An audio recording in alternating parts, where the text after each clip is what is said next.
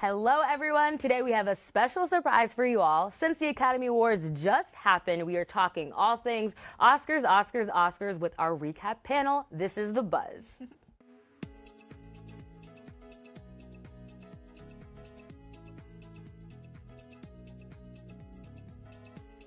Joining me are my lovely and, might I say, very well-dressed co-panelists Shira Nambar. Hi. Megan Ely.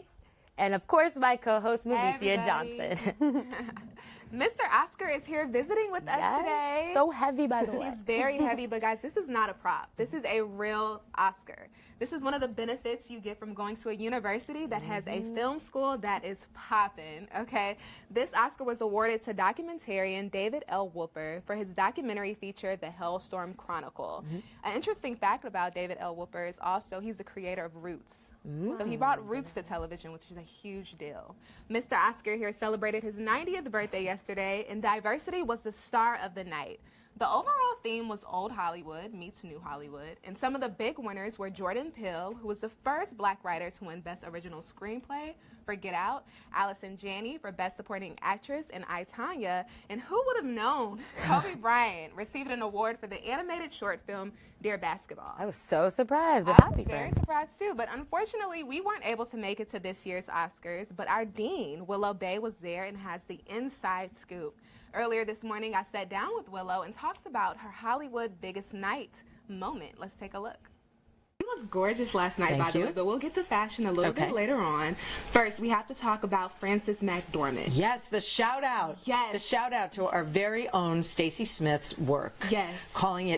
Stacey called it an equity writer, but Frances McDormand shouted out diversity writer. Right. But then you have this glorious moment where she pulls up all of the women nominees, and I have to say that Dion Furstenberg a couple years ago started this beautiful tradition of having a lunch for the women nominees, and it's closed to the press. It's just meant to celebrate them. So I got the chance to be with all of them earlier in the week. So for me, there were all these familiar faces in the room, and to be singling them out and having them stand and share in this moment was an extraordinarily special end. So being a journalist, what is a story that you would have written this morning that would have been the headline on the newspaper or on the TV from last night? Okay, so here's one that I would not have written. I was a little dismayed this morning to find in my inbox a Hollywood Reporter story, and it was just a fashion and photo piece.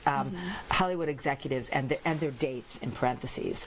And okay, I thought, let's see, this will be a diverse group. There'll be women executives, men executives, maybe gay executives, a whole combination.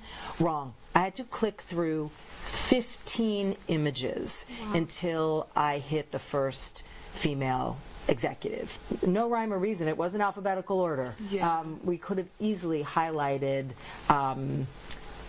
actually the female talent in the industry. I actually thought fashion took a backstage. It did. And you could feel it, right? Which is a funny thing to be able to feel. There was more purpose and less preening.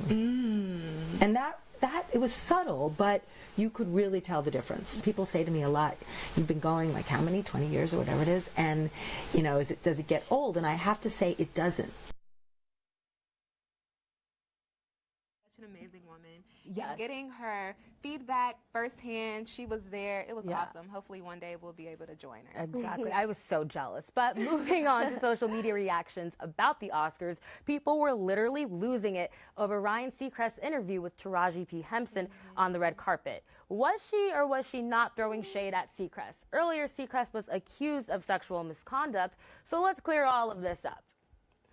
So Henson clarified to People magazine that her comments were misinterpreted as a diss to Ryan Seacrest. In actuality, the star said she did this to quote, keep his chin up. He's been cleared, but anyone can say anything, end quote.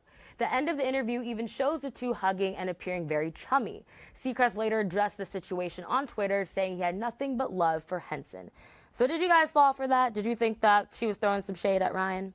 I didn't think so.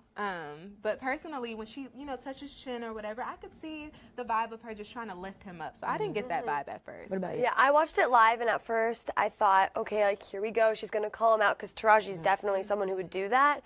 But it really felt like, okay, like, she's not going to let him get away with anything, but also she's on his side. She believes him. He was cleared of everything by them. I think E! Network did an investigation on him, and he came out cleared of everything. So This is just a lesson that, like, overall, the media outlets need to really Yes. pay attention to figure out the full story, because there was so much more to that. It's a lesson that social media can be messy too. Exactly. They wanted to find something. Yes. oh yeah. And in addition to everyone buzzing about Taraji's red carpet moment, Jennifer Garner's shocked face gave us another viral meme. There are tons of gifs showing Oscar-winning director Guillermo del Toro doing a double check to make sure he actually won his award. And Kobe Bryant's Oscar win had people on social media saying he's officially better than Michael Jordan after his win. I love Jennifer Garner's Yes. face. That was so cute. Yes. She always has like the cutest reaction. And then quickly, what was your fave celeb? Social media reaction. I mean, Jennifer Lawrence is always just so funny, so relatable, so clumsy, and there's a picture of her that went viral juggling a wine glass and jumping over a chair, and she's just so cute and funny, of course. What about you, Megan? I loved it. The female nominees for Best Actress all had a group hug after Frances McDormand's speech, and then so I just saw pictures of that. And I thought that was super powerful, and like they lost, but like they're still winners. Yes. You know? Yeah. However, a moment that probably was supposed to go viral but actually fell flat was Jimmy Kimmel's surprise to moviegoers at a nearby screening of A Wrinkle in Time. Kimmel brought a bunch of celebrities from the Oscars to hand out food to thank the moviegoers around the country. But the moment felt very long and a little unnecessary, according to a Vanity Fair article. The Buzz's Evelyn Luau was actually there when Kimmel and Company crashed the screening, and she even was shown live at the Oscars. Here's how she described the surprise. The staff members told us that they want to take videos of us to do movie promotion. So we're like, okay, that's it. We're not going to like get on Oscars or something. I'm like, this the whole time. If you go watch the video, you can see me doing this the whole time. I didn't really like this before, but so I brought it here to like share it with you guys. But now I'm like having second thoughts about it. Oh, That was so cute. Oh my She's gosh. never gonna eat those Twizzlers. We are all waiting to see what role politics was going to play in last night's ceremony, and I must say that the talent did a wonderful job using their platforms for a purpose bigger than themselves. I really loved Commons and Andra Day's performance when they had the activists on stage with them from the Black Lives Matter movement, from Planned Parenthood, from Me Too. What were you guys' favorite political moments? I really enjoyed the Common performance, and I liked how they brought Marshall itself had a very powerful message, the movie that the song was nominated for, and then Common coming in and adding his own part to the song and making it the current day struggles. It showed kind of there's been a lot of work since Marshall, but there's so much left to do. Very true. And Me Too movement did not take a backseat last night. Ashley Judd and Annabella Sciorra and Salma Hayek took the stage to introduce a powerful segment that discussed the movement and representation on the big screen. But overall, Frances McDormand is the one who actually stole Yes. the movement moment with her inclusion writer. I know a lot of us thought that it was inclusion writer, like you're actually writing something, but she actually meant inclusion writer. I Let's take a literally can't believe it. The designers. Come on. Ms. Boyman.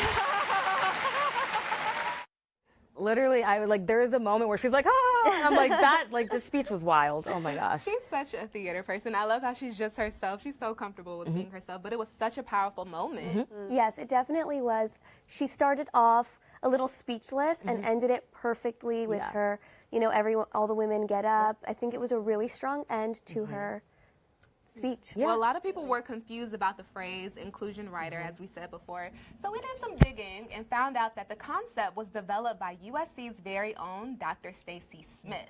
So basically, Stacy Smith used the term equity writer, but inclusion writer basically means you can ask or demand for at least 50% of diversity, not only in the casting, but in the crew. So when you're negotiating contracts, this is something you can actually ask for now. Yeah, this is so important, and this is the beginning of, you know, hashtag Oscars not being so white. And, you know, backstage or on TV, you know, there was an inside tidbit that she said it was all theater. So she knew what she was doing. She was smart about this. Absolutely. She ended on a very strong note. But her night kind of took a little I guess, low end. It kind of went south a little bit when, according to the New York Times, Frances Dorman's Oscar was temporarily stolen at the governor's ball. She set her Oscar down and talked for a little while with someone, and when she looked back, it disappeared. That's so sad. Wolfgang Puck, who is the caterer of the governor's ball, had his photographer there with him, and the photographer tracked down the thief and was able to get the Oscar back to McDormand. TMZ has reported that the man who stole the Oscar has been arrested for felony grand theft. That's crazy. I'm glad that she got her Oscar back. She deserves it. But our Allegra Gutierrez went out to the film school today to see how students felt about Frances's speech and the overall atmosphere last night. I think it's a good idea.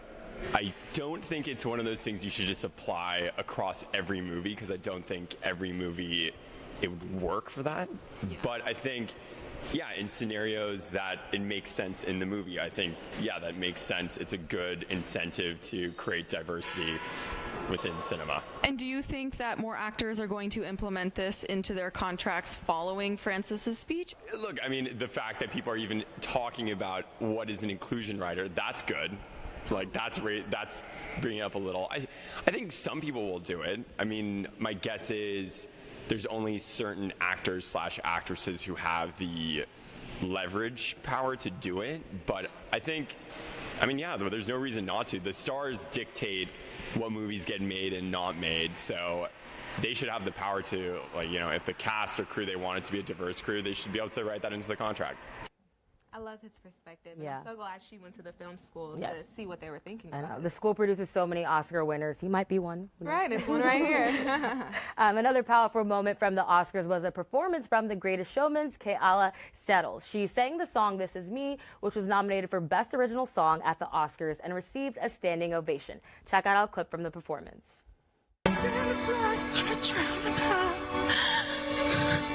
This is spring, this is Bruce, this is who I'm meant to be, this is me.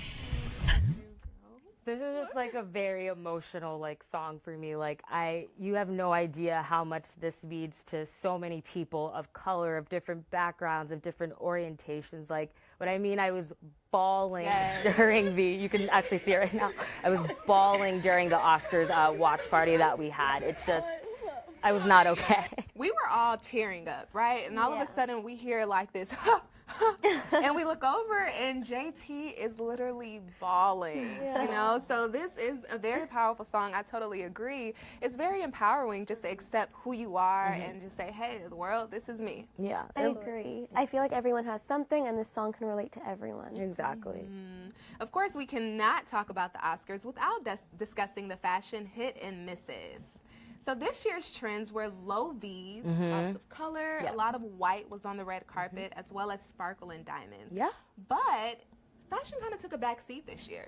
Definitely. Going with Willow Bay's comment about fashion taking a back seat and purpose being more of the focus, I definitely think people played it safe with whites and neutrals, and there were a few pops of color. Yeah. Nicole Kidman, and I love Lupita Nyong'o's That's speaking look. of best dress. Yes. Our best dress list. We have Lupita Nyong'o, Nicole Kidman. Yes. We have Gal Gadot and Margot Robbie. All displaying the trends we're talking about. Gorgeous looking ladies. Yes, they look very elegant and powerful. You know, just effortlessly beautiful. Yeah.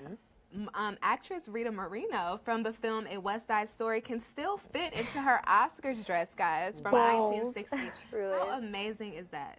Goals, right? She still looks fantastic. Stunning. Absolutely stunning. She does. And Best Dressed Men, we have Armie Hammer, Chadwick Boseman, Timothy Chalamet, Daniel Koala, and Jordan Peele.